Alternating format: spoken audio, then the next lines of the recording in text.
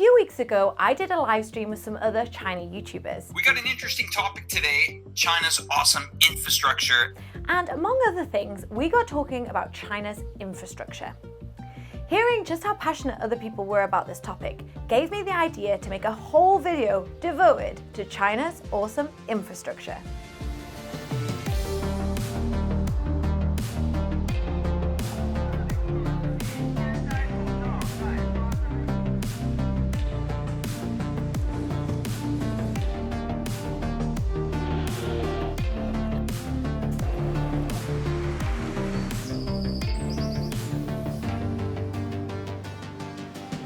So after that video, I decided to do my own research. Now I read a load of articles and watched loads of videos, and they all kept telling me the same thing about China. It's got the world's longest and the world's biggest and the world's first. And that's amazing, don't get me wrong, but I'm a simple girl and these facts and figures and vanity projects don't really interest me that much. What I care about is the way that infrastructure affects the lives of ordinary people.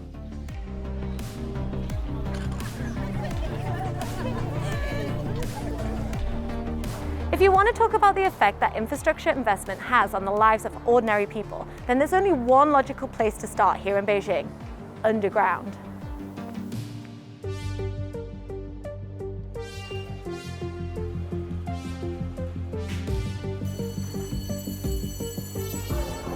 Across China, 35 cities have metro systems with over 200 lines in use and many more being built.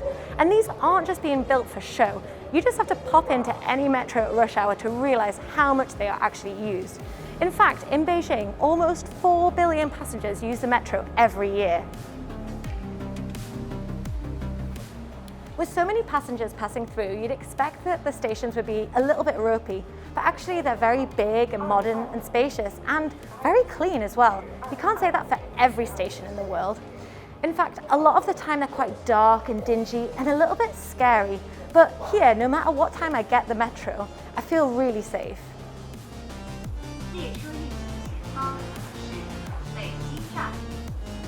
And amazingly, even though Beijing has the busiest and longest metro station in the world, the maximum fare is only 8 yuan. So unlike these massive infrastructure projects, this is one that benefits everybody.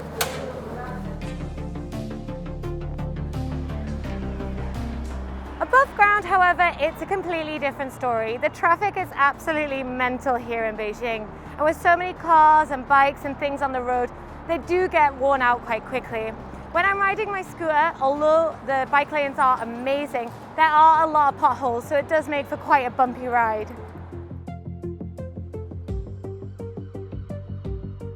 So it's a good job that people are able to ride the subway here, as it has the added benefit of easing congestion and helping the environment.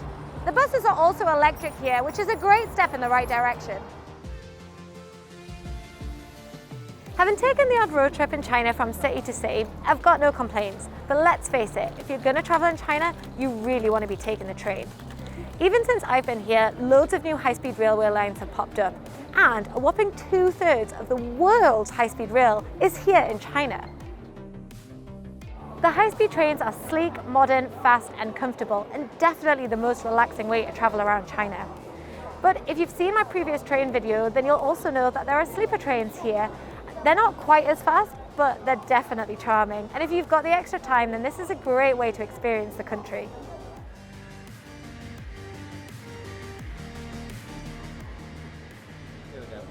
You've probably heard me say this before, and I'm sure you'll hear me say this again, but I'm not quite as impressed with the flights here in China. The tickets are actually quite expensive, especially when you compare them to the prices in Europe. It feels like the flights are often delayed and the airports aren't the most organized. But seeing as China is leading the way in train travel, why can't it do the same for the air industry? I'm hoping in the next few years this will really turn around, and infrastructure projects such as the Beijing Dashing Airport will hopefully make this better. I'm aware that being able to travel in the first place makes me incredibly privileged, so let's get back to talking about some ordinary, everyday things. One thing to notice here in China is the use of mobile payments, and generally being able to use your phone for just about everything. So naturally, the phone networks are really modern too.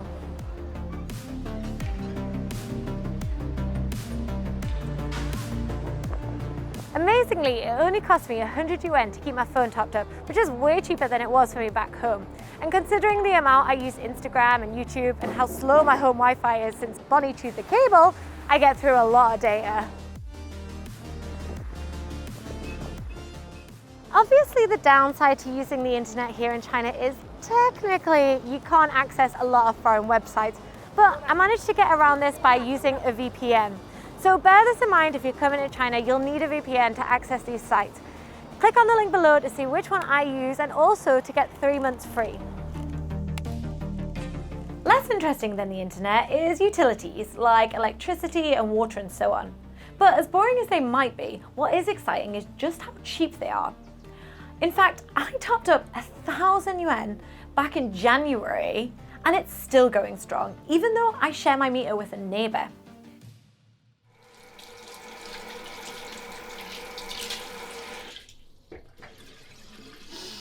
Oh, that stinks. Oh, it smells so bad. Oof.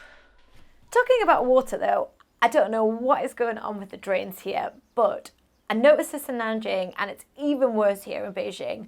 My drains absolutely stink. I heard that this was because the drain pipes don't have a U-bend, but I don't know how true that is. Please tell me if I'm right or wrong, and please tell me I'm not the only one that drains absolutely stink here. Also, if you have any remedies, please let me know. I want to stop the smell. It's really awful.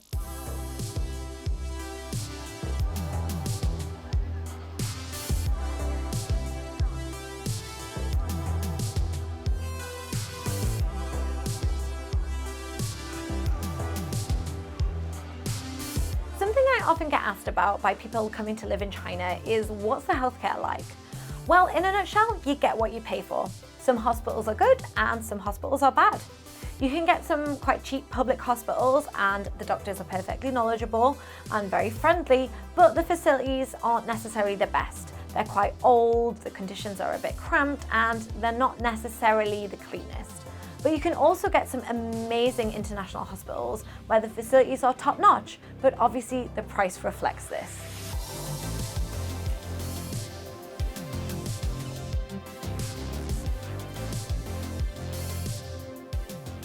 So I've had quite a lot of experience with hospitals recently because back in September I had quite a bad accident where I tore my ACL and all my meniscus and I had to have surgery here. I decided not to go back to the UK and rather to stay in China and get the surgery done here for lots of different reasons.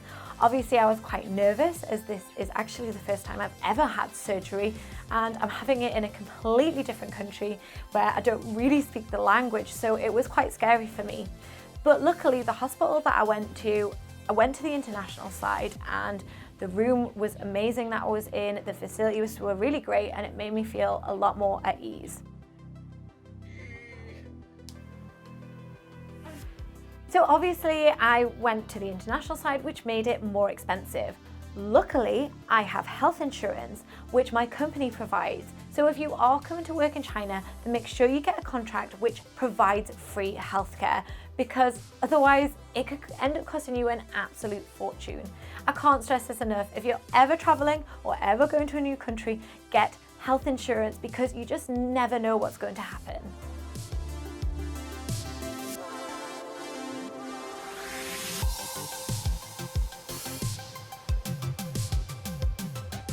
Another thing to consider if you're moving to China is housing.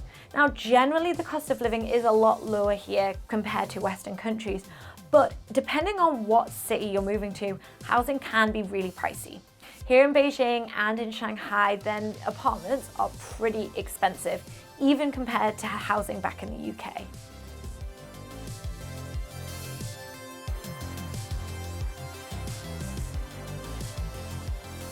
As China becomes more and more developed, people are moving from the rural areas to the big urban centers.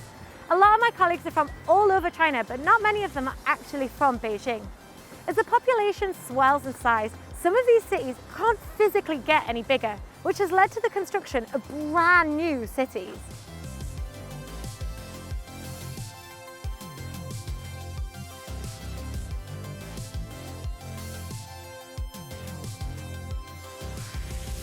For social and economic reasons, it can be hard to get people to move into these cities right away, hence all these crazy ghost city videos you see on YouTube.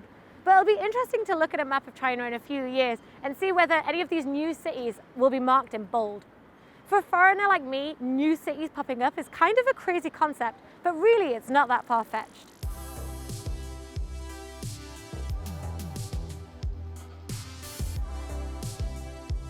I visited Shenzhen a while back and I was blown away by just how modern, developed and new it was. And that's because it is new. It's got a population of just over 10 million, but in the 1970s, it wasn't even a city. It was a collection of small fishing villages and towns with a population of 30,000. And now it's been developed into the city that you see today.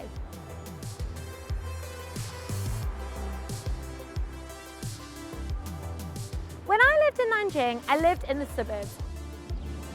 I only lived there for a year, but I saw all these buildings getting built around me. Apartment blocks, malls, bars, restaurants, and it was just crazy how fast they were getting built.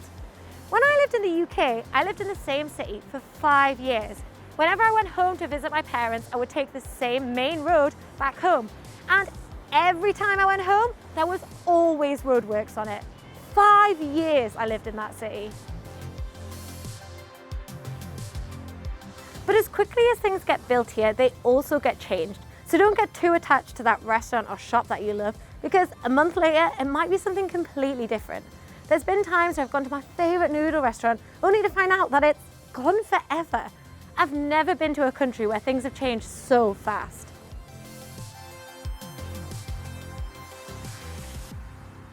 Obviously, we've covered a lot of ground here, and if you've stuck around to this point, then you are a true fan. And if you're a true fan, then you'll know what I'm obsessed with here in China is parks and green spaces. Now, a lot of these new buildings that are being built are obviously high-rise buildings, which means that people don't really have gardens. But because they're saving space on the ground, they always make sure that there's green spaces in the compounds for everybody to enjoy. So you'll find old ladies dancing, kids playing, and old men just chilling in these beautiful green areas.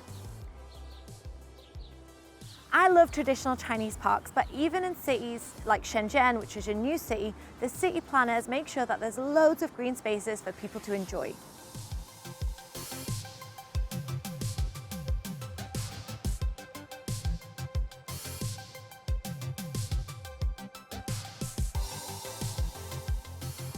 Anyway, now that we're feeling all warm and fuzzy because we've been talking about parks, I think this is a good time to end the video. I hope you enjoyed it. If you did, give me a big thumbs up, leave me a comment and let me know what I got right and inevitably what I got wrong. If you don't already subscribe to this channel, then make sure you hit that subscribe button and the bell notification to stay up to date with my latest content. I'll see you next time.